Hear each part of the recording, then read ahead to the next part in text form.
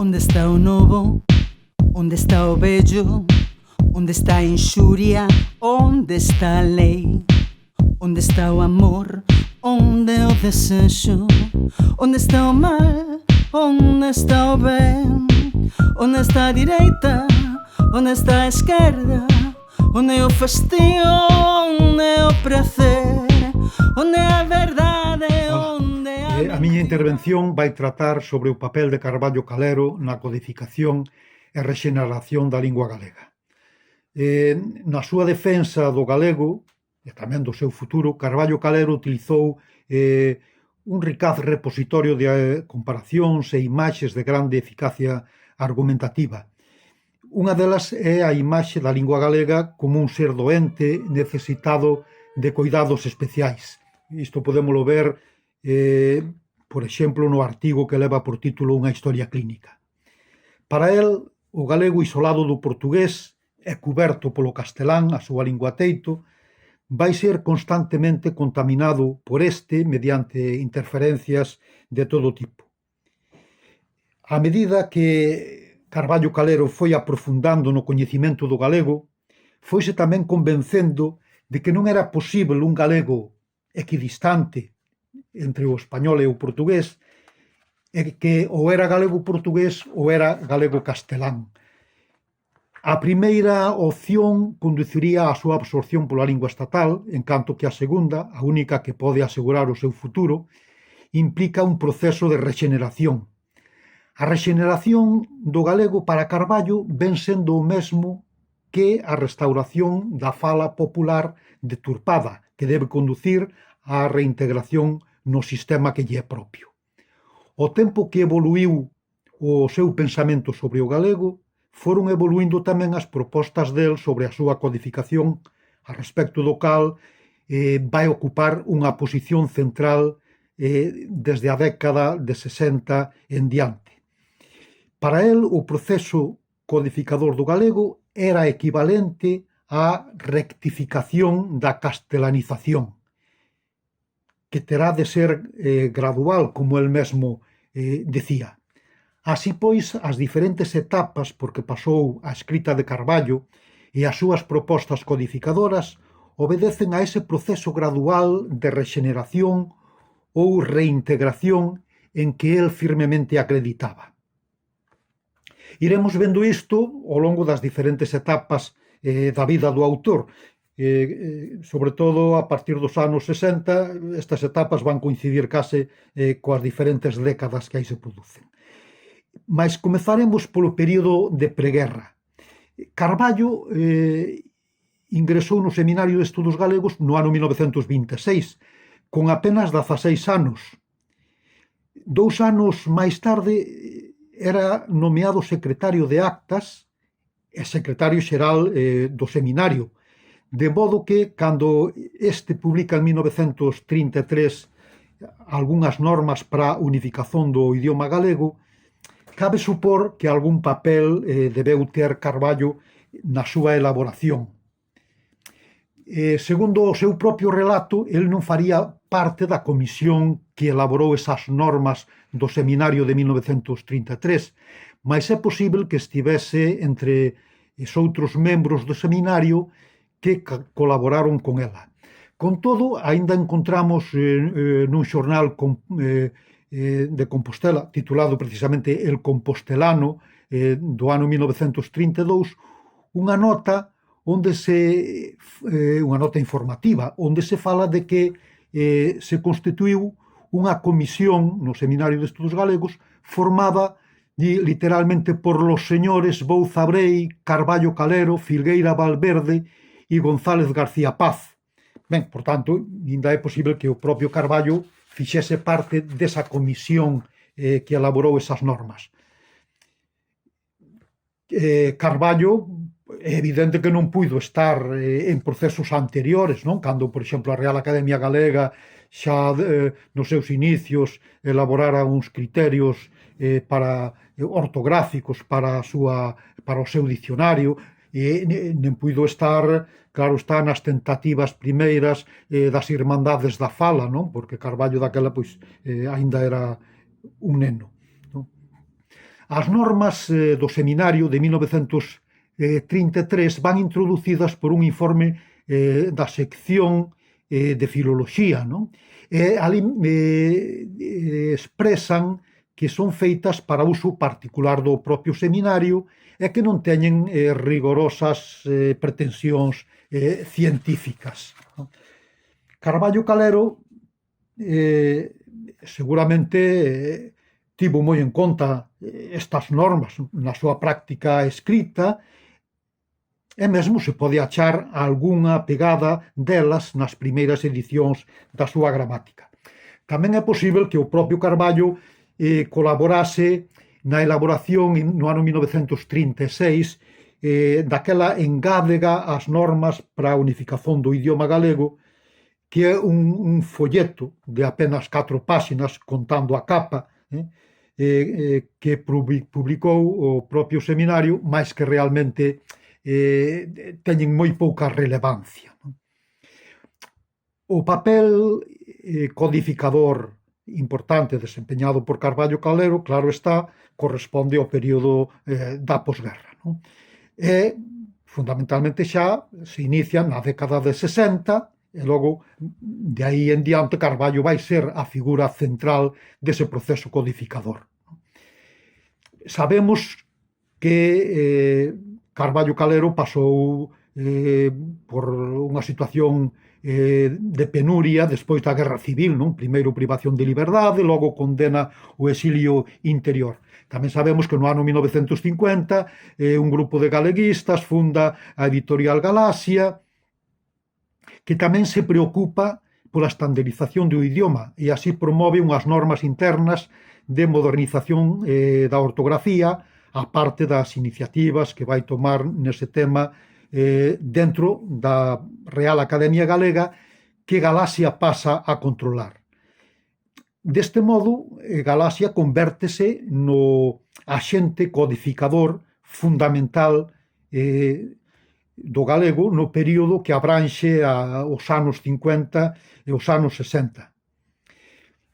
Galaxia elabora unhas normas internas, non, para as súas publicacións, que realmente non temos constancia de que fosen unhas normas escritas, non? Mais ben parece ser que foron uns criterios elaborados tal vez por Piñeiro e Fernández del Riego para, en fin, aplicar nas súas publicacións, non?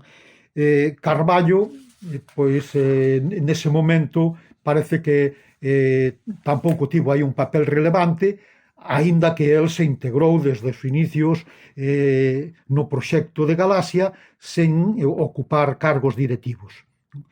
Foi, por exemplo, xa colaborador desde os primeiros números da revista Grial, non? E el mesmo seguiu máis ou menos eses criterios normativos que eran os propios da época e que supuxeron tamén unha simplificación ortográfica con respecto ao que era o modelo de galego escrito con anterioridade. Na década de 60 reanúdase, digamos, o proceso de elaboracións de gramáticas do galego que se vira interrompida pola Guerra Civil de 1936, non? Sabemos que anteriormente publicáranse algunhas gramáticas. Leandro Carré Alvarellos publicaron un compendio gramatical en 1919, Lugris Freire publicara a súa gramática no ano 1922, tiveron a segunda edición no ano 1931, etc. Por tanto, ese proceso viuse interrompido coa Guerra Civil e até a década de 60 non se reanuda ese proceso de elaboración de gramáticas. E vai ser xustamente Carballo Calero pois, o autor da que será a gramática fundamental do galego nesa década de 60, toda a década de 70 e aínda logo continuará coa súa influencia. A outra gramática que se publica na década de 60 é a de Leandro Carré Alvarellos, de calidade bastante inferior á de Carballo.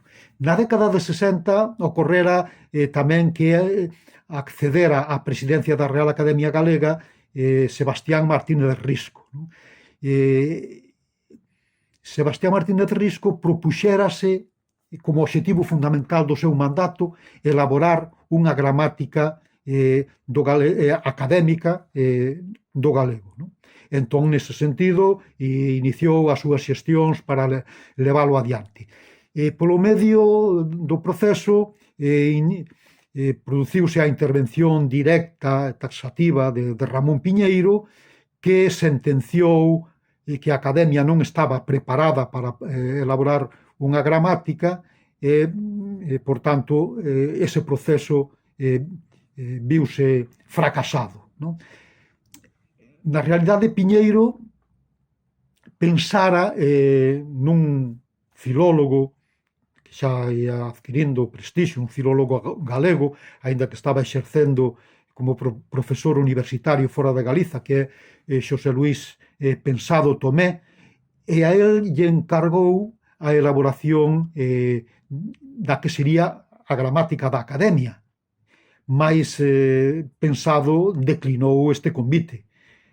E xa cando se produciu este rexeitamento por parte de Pensado, finalmente Piñeiro acudiu a Carballo Calero máis para encargarlle que elaborase unha gramática da súa autoría publicada pola editorial Galaxia. O Piñeiro non lle encargou a Carballo que fixese a gramática da Academia, senón que fixese a súa propia gramática que publicaría Galaxia. Na realidade sabemos tamén, por outro tipo de fontes informativas, que Galaxia dirixida por Piñeiro, claro, pois estivo por aqueles tempos á procura dun lingüista. Diríamos que contactou con Aníbal Otero, con Aquilino Iglesias Alvariño, con Isidoro Millán González Pardo, e mesmo con Ramón Lorenzo, e todos se negaron a elaborar esa gramática. E entón foi daquela xa cando finalmente acode a Carballo Calero para esta elaboración. Carballo Calero, podemos dicir que naquela altura adquirira o compromiso persoal de traballar polo galego. Isto vémolo con clareza no seu epistolario a Fernández del Riego, onde fica de manifesto o seu esforzo persoal constante en prol do galego como responsabilidade histórica que o destino lle reservara. Nunha carta do 61 di literalmente, dille a Del Riego: poñámonos un e outro a traballar nas nosas ineludibles sangueiras. Ninguén pode fuxir ao seu destino. O caso é que a finais de 1963 Carballo Calero xa aceptara disciplinadamente o compromiso de facer a gramática para a Galaxia. Con todo, esta tarefa era dura e complexa. Carballo, nese momento, tiña de combinar a dirección do Colexio Fingoi de Lugo coa elaboración da gramática, mais tamén coa elaboración do segundo volume da Historia da Literatura no que se comprometera e con outros encargos que lle fan constantemente, normalmente artigos para a revista Grial. Na correspondencia tamén se pon moi de manifesto esta sobrecarga de traballo de Carballo. El di sobre noutra carta de 1964: traballo en moi malas condicións, e deixa tamén claro que o seu labor gramatical é un traballo político que asume como compromiso e por responsabilidade. Nunha carta a Del Riego de 1965, de maio de 1965, dille: logo teño moitos materiais para un segundo pondal, pero quen pensa niso coas triganzas da gramática? E nesa mesma carta di un poquinho máis adiante: en fin, eu estou xa embarcado na empresa que me resulta penosa e que posiblemente non satisfaga a ninguén, pero se a considerades necesaria, quen a ia facer? Os capacitados para elo dificilmente quererían arriscar o seu prestixio nista tarefa que considerarán política e non científica. Aínda noutra carta, esta xa de principios de 1966, di Carballo, dille a del Riego, faz moi ben en supor que ando moi acafegado coa gramática. Tiraniza a miña vida. Inda que todo o meu traballo, mesmo as miñas leituras, están orientadas á gramática, de cuya posesión demoníaca desexo me liberar, adicarei algún tempo ao espello para poder cumprir o compromiso xa contraído. Quer dicir isto, que Carballo realmente fixo un esforzo moi grande para elaborar esta gramática que ele asumiu como un compromiso con Galiza, coa súa lingua. Logo, unha vez terminada a gramática, que se publica no ano 1966, na súa primeira edición, logo virán novas angueiras motivadas polas sucesivas reedicións ampliadas que irá el afrontando con ese mesmo espírito de sacrificio. É curioso como nunha carta de 1968 lle di a del Riego: coa disciplina que constitúe o meu principal defeito, non ben me vin en Lugo, adiquei 10 horas diarias a ese traballo, o traballo de preparar unha nova edición da gramática elemental del gallego común, non? Por tanto, ese defecto ou esa virtude da disciplina é algo que en Carballo resalta moito, non? Disciplina no cumprimento do seu deber, esforzo e dedicación e compromiso coa lingua galega. Na década de 70, Carballo vai acrecentar o seu traballo no campo da codificación e rexeneración do galego, pois o labor de reedición e mellora da súa gramática vai acrecentar unha plena implicación na elaboración das normas ortográficas e morfolóxicas da Real Academia Galega. Foron Ramón Piñeiro, Carballo Calero e Filgueira Valverde as persoas encargadas de elaboraren en finais da década de 60, no ano 1969, a finais, unha proposta de normas ortográficas do galego para seren sometidas á aprobación da Academia.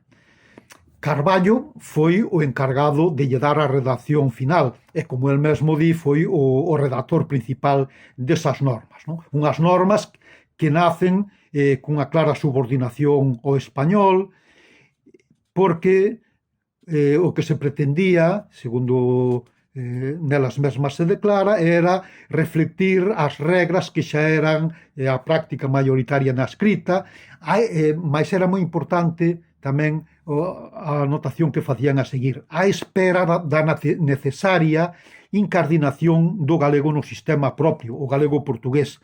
Ou seja, procurábanse partir do español, do modelo ortográfico do español, porque iso conectaba coa práctica xa habitual da escrita en galego naquela altura, mas o obxectivo de futuro era ir aproximando a ortografía do galego ao portugués. Hai que dicir neste sentido que Piñeiro partillaba con Carballo Calero nesa altura pois esa necesidade de aproximación do galego ao portugués. Se callar, mesmo Piñeiro podía ser case máis explícito que Carballo a ese respecto. O caso é que esas normas ortográficas da Real Academia Galega foron aprobadas formalmente o 15 de febreiro de 1970. E realmente nelas a filosofía normativa era a que se recollía na gramática elemental del gallego común de Carballo Calero. Está tamén consensuada con Piñeiro, que ben sabemos que Piñeiro exercía pois un control moi grande tanto das cuestións referidas a Academia Galega, como a codificación da lingua, como as publicacións de Galaxia, etc. As normas ortográficas, aprobadas a principios do ano 1970, apareceron oportunamente arredor do momento da publicación daquela Lei General de Educación promulgada polo ministro franquista Villar Palasí no 6 de agosto de 1970. Na realidade, estas normas foron elaboradas con precipitación, con urxencia e aprobadas así na academia, precisamente para, sabendo que ia sair esta lei, para que o galego tivese pois unhas mínimas normas ortográficas por que guiarse e ninguén poidese aducir que o galego carecía de normas e, por tanto, non podía acollerse a esa pequena ampliación de usos que esta lei franquista ia conceder ás linguas non oficiais do Estado. Mas son unhas normas evidentemente pouco ambiciosas, son apenas 13 páxinas en pequeno formato, que, xa digo, son moi dependentes do castelán, mesmo se di que naqueles casos non regulados servirán de supletorias ás usuás na ortografía castelá. Canto ás regras de acentuación, dice que son as mesmas que as do castelán, etc.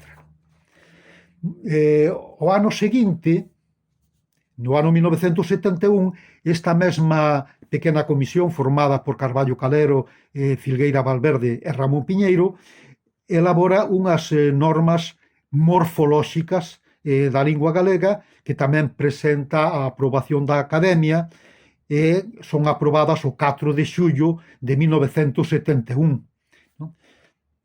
Mais xa antes de que estas normas fosen aprobadas e logo saísen publicadas, prodúcese a coincidencia de que se constitúe o Instituto da Lingua Galega e este publica o seu método titulado Gallego 1, que foi presentado públicamente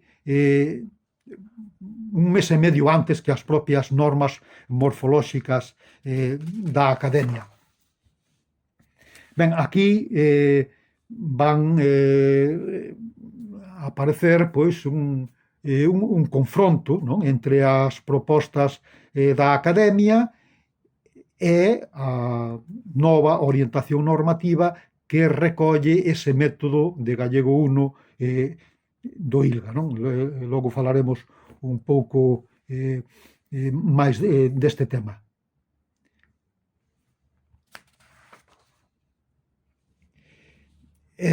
Neste sentido, entón, podemos dicir que se produce un enfrontamento entre o que chamaban os novos lingüistas do Instituto da Lingua Galega, creado no Departamento de Filoloxía Románica da Universidade de Santiago nese mesmo ano 1971, e os vellos académicos, que os membros da Real Academia Galega. Piñeiro critica estes novos lingüistas do Instituto da Lingua Galega porque lle atribuía dous inconvenientes fundamentais. Por un lado, non distinguiren entre lingua falada e lingua escrita, e por outro lado, o fanatismo antiportugués, así literalmente escrito na súa correspondencia por Ramón Piñeiro. Claro, o manual do ILGA, Gallego 1, consagra unha ortografía contraria ás normas da Real Academia Galega, esas normas que a propia Academia, por tanto, acababa de promulgar. E, nese sentido, rompe un pouco coa tradición do galego escrito anterior para darlle prioridade fundamentalmente á fala popular e dialectal frente á importancia que as normas da Academia e a tradición anterior lle viñan concedendo á lingua literaria. Para o ILGA, a Academia tiña moi pouca autoridade. Mesmo en declaracións dos membros que elaboraron ese manual de Gallego 1, pois a consideración a respecto da capacitación técnica da Academia era digamos de moi pouco valor, non? Así o afirma, por exemplo, Antón Santamarina, que di que os novos coñecían moito mellor o galego que os membros da Academia e que esta carecía totalmente de autoridade normativa.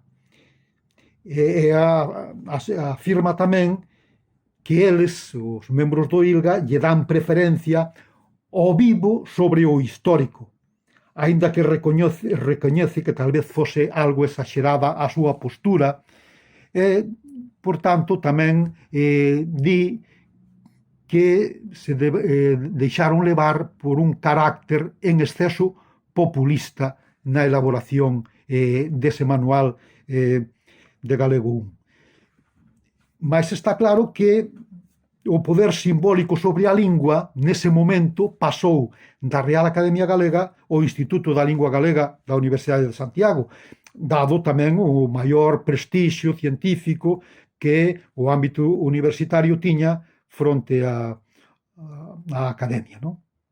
E entón aí prodúcese un pouco tamén a ruptura do discurso galeguista que se viña mantendo, cando menos do punto de vista teórico, xa desde tempos atrás, non? E era o da sustancial unidade lingüística galego-portuguesa, non? Como liña argumental para a defensa do galego. O ILGA rompe con ese certo consenso anterior e, desde logo, prescinde do portugués como elemento a ter en conta no proceso de normativización do galego. Desautorizando a Academia Galega, o ILGA tamén desautoriza a propia editorial Galaxia, non? Que era quen controlaba a Academia e quen viñera marcando na pauta codificadora do galego até ese momento. Así o explicita claramente o que foi director do Instituto da Lingua Galega, non? Constantino García, e ditamina claramente nun artigo que publicou na propia revista Grial no ano 1971, pois digo que ali ditamina o fracaso normativizador de Galaxia e da Academia. E, por tanto, logo Piñeiro e a propia Galaxia acabarán por ir asumindo esa superioridade científica que decían ter os membros do ILGA. Está claro que, como tamén sostén Antón Santamarina, foi Piñeiro e a Real Academia Galega os que cederon e aceptaron os criterios do ILGA. Ou seja, que desde 1971, realmente, de aí en diante, quen vai marcar o proceso codificador da lingua galega non vai ser xa a Academia Galega, senón que vai ser o Instituto da Lingua Galega. Mas claro, que papel desempeña Carballo Calero neste momento, no ano 70, 71, etc. Ben, xa vimos, el foi o principal redactor das normas ortográficas e morfolóxicas da Real Academia Galega, que logo se viron desautorizadas polo Instituto da Lingua Galega, do que Carballo Calero tamén era membro, por ser, claro, membro do Departamento de Filoloxía Románica da Universidade de Santiago, e mesmo foi nomeado primeiro secretario do ILGA e logo vicedirector, non? Aínda que na realidade eran títulos nominais que prácticamente non exerceu. Como nalgúna ocasión di tamén Antón Santamarina, Carballo Calero fuxiu para o portugués, non? Mais na realidade que poderíamos dicir que foi o ILGA, o Instituto da Lingua Galega, o que fuxiu do portugués, e nesa fuxida foi arrastrando consigo ese núcleo da Academia dominado por Galaxia. Naqueles anos 70, 71, mesmo 72, etc., Carballo Calero aínda estaba a defender pois, a singularidade do galego e aínda non estaba aliñado directamente coas teses reintegracionistas, non? Mais cando no ano 1973 Rodríguez Lapa escribiu aquel artigo en que propuña o portugués como modelo para o galego literario, e logo tivo esa réplica inmediata de Ramón Piñeiro. Parece ser, segundo nos conta Bernardo Maiz, que Piñeiro lle pediu a Carballo Calero que asinase con el esa réplica a Rodríguez Lapa, na cal Piñeiro se mostraba totalmente contrario a esa solución, non, de o galego literario a adoptar o modelo ortográfico do portugués. Carballo Calero, no ano 73, parece ser que xa non, de feito non asinou, non quixo asinar esa réplica contra Lapa. Podemos situar nun artigo publicado en La Voz de Galicia no ano 1975 por Carballo Calero o momento en que el xa se decanta definitivamente por unha liña claramente reintegracionista, non? Até ese momento podemos dicir que Carballo Calero, como están nas propias normas que el fundamentalmente redixiu da Academia, marcaba ese horizonte de aproximación futura do galego ao portugués, que era o ámbito onde se debía integrar. Mas xa, a partir de 1975, esa posición se vai decantando máis claramente, non? Por tanto, a década de 70 será a de aprofundamento de Carballo no estudo do galego que o levará ao progresivo afastamento do ILGA, da Real Academia Galega e de Galaxia, e tamén a paulatina aproximación ao portugués. En 1972 accede á Cátedra de Lingüística e Literatura Galegas na USC e no ano seguinte prodúcese esa polémica entre Rodríguez Lapa e Piñeiro que vai marcar claramente xa as liñas de codificación do galego para o futuro. Carballo continúa aínda nese momento no proceso de reedición da súa gramática e xa será no ano 1979 cando esta alcance a sétima edición e nesa sétima edición de 1979 Carballo Calero xa aposta claramente na liña reintegracionista porque introduce a acentuación á portuguesa e introduce a separación do pronome átono do verbo mediante trazo, que van ser dúas marcas importantes daquilo que se chamaría a normativa de mínimos ou a normativa de concordia. E que, ademais, esta proposta, xa que fai Carballo na súa sétima edición da Gramática Elemental del Gallego Común, aí marca a ruptura definitiva co oficialismo lingüístico e xa a aposta tamén práctica na vía reintegracionista. De facto, nese mesmo ano 1979, Carballo escribe un artigo que titula Sobre a nosa lingua e ali xa di claramente, expresa unha das súas frases máis repetidas, non? O galego ou é galego portugués ou é galego castelán. Mas tamén no ano 1979 Carballo Calero foi chamado para presidir a Comisión Lingüística da Consellería de Cultura da Xunta Preautonómica. Constituíuse esa comisión a finais do ano 79, o 20 de outubro, e nela se formou unha subcomisión de regulamento ortográfico, ou seja, unha subcomisión que ia a elaborar unhas normas ortográficas que lle pediron a Carballo, que lle pediu o conselleiro de Cultura, naquele momento Alejandrino Fernández Barreiro, para que a Xunta poidese utilizalas nas súas publicacións, non? Esa subcomisión estivo formada polo propio Carballo Calero, por Antón Santamarina e por Xosé Luís Rodríguez, non? E aprobaron un texto por unanimidade dos tres, que logo foi sometido ao pleno desa comisión con algunhas modificacións e que deu como resultado pois aquelas normas ortográficas de 1980 que sustancialmente podemos dicir coa perspectiva de hoxe que na realidade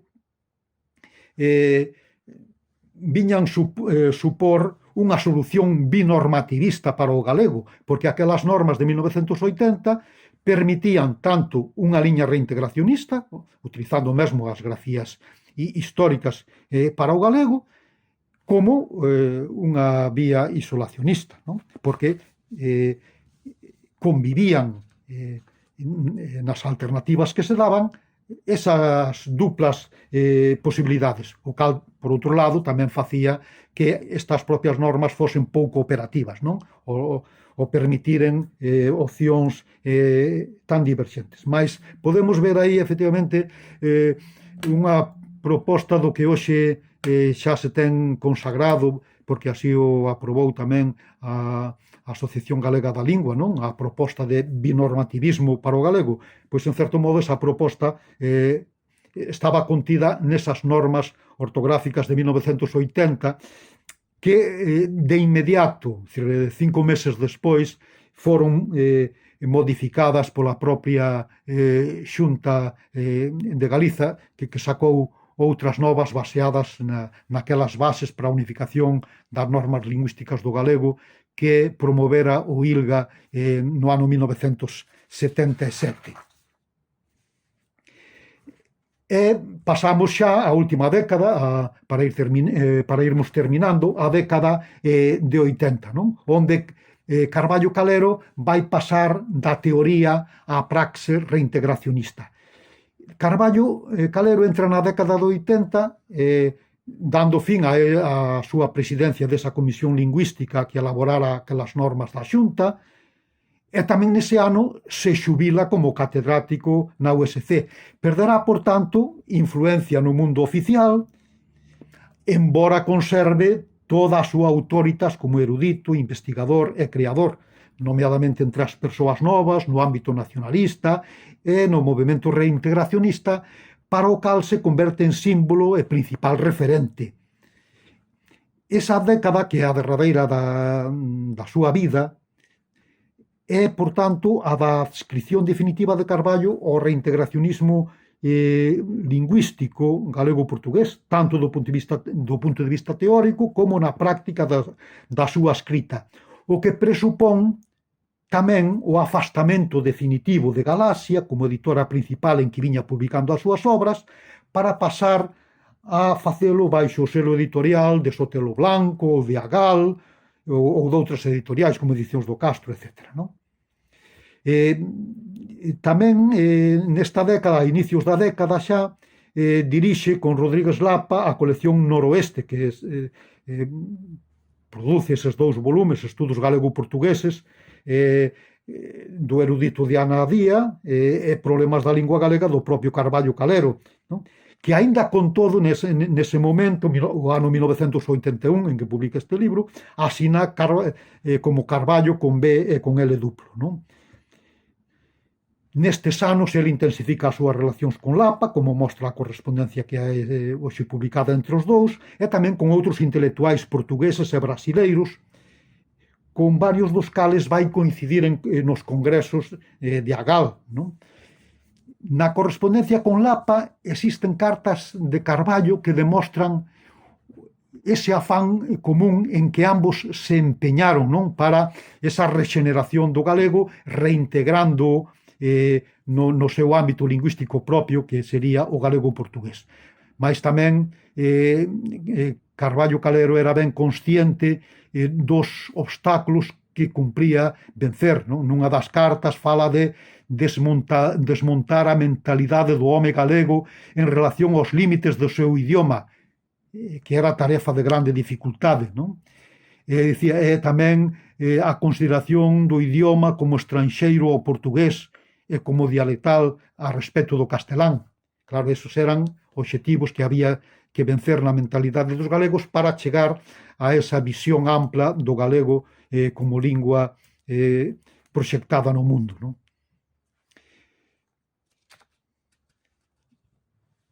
Carballo Calero aínda se estaba iniciando na escrita reintegracionista de Máximos nestes primeiros anos da década, non?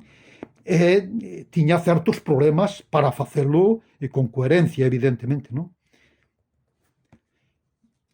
Mas tamén sabemos que a principios da década, no ano 1982, o ILGA e a Real Academia Galega aproban unhas novas normas ortográficas e morfolóxicas para o galego, que son fundamentalmente as que se prolongan na actualidade coas modificacións que se produciron no ano 2003.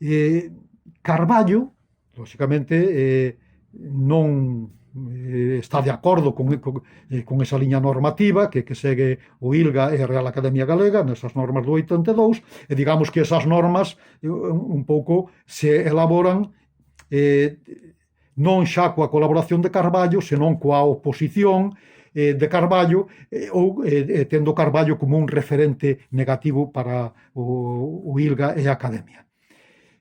Carballo vai ser coherente con aquela posición de aproximación paulatina ao portugués, agora xa cada vez máis publicando as súas obras xa nunha norma reintegrada, aínda que en pasos sucesivos que foi dando, e por esa vía era como Carballo aspiraba á restauración ou rexeneración da lingua do país, e tamén ligaba este aspecto codificador coa propia normalización social do idioma, non? Para normalizar socialmente o idioma era necesario dotalo dun código depurado de españolismos e plenamente reintegrado no seu sistema lingüístico propio, non?